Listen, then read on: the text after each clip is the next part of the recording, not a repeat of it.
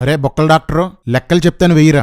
వనవాసానికి వెళ్లేటప్పటికి రాముడి వయసు 25 సంవత్సరాలు, సీత వయసు 18 సంవత్సరాలు. అప్పటికి వాళ్ళకి పెళ్లి జరిగి 12 సంవత్సరాలు అయింది. అంటే పెళ్లికి రాముడి వయసు ఎంతరా? 13 సంవత్సరాలు. సీత వయసు ఎంతరా? 6 సంవత్సరాలు. సీతని పెళ్లి చేసుకునే సందర్భంలో ఆయన వయసు ఎంత తెలుసా? 13 ఏళ్ళు. సీతాదేవి వయస్సు 6 ఏళ్ళు. నిజానికి చిన్నపిల్ల. సీత పెళ్లికి సంవత్సరం ముందు నుండి జనకుడు స్వయంవరం మొదలుపెట్టాడు. అంటే అప్పటికి సీత వయస్సు 5 సంవత్సరాలు. రే ఎర్రి కుక్కలో, 5 సంవత్సరాలు ఎల్కేజీ చదివే పాపని నా కుమార్తె ఎదిగి పెళ్లి వయసుకొచ్చేసిందని జనకుడు అండమేంట్రా? ఏంట్రా ఈ ఎర్రి రామాయణం? రే కర్రీ, 5 సంవత్సరాల పాప కోసం నీ హిందూ ధర్మంలో రాజులంతా పెళ్లి చేసుకోవడానికి ఎగబడ్డారా? 5 సంవత్సరాల పాపనేం చేస్తారా? కక్కుర్తి ధర్మము మీరుని. పసిపిల్లని వదలరు, పక్కోడి పిల్లాన్ని వదలరు. ఛీ!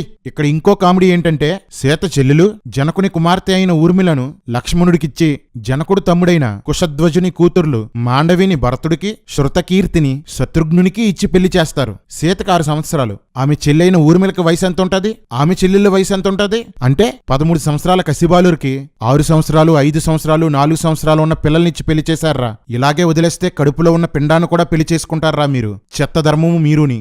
సినిమాల్లో ఎందుకురా పెద్దోళ్ళని చూపిస్తున్నారు? నిజాలు తెస్తే ఉమ్మొస్తారనా?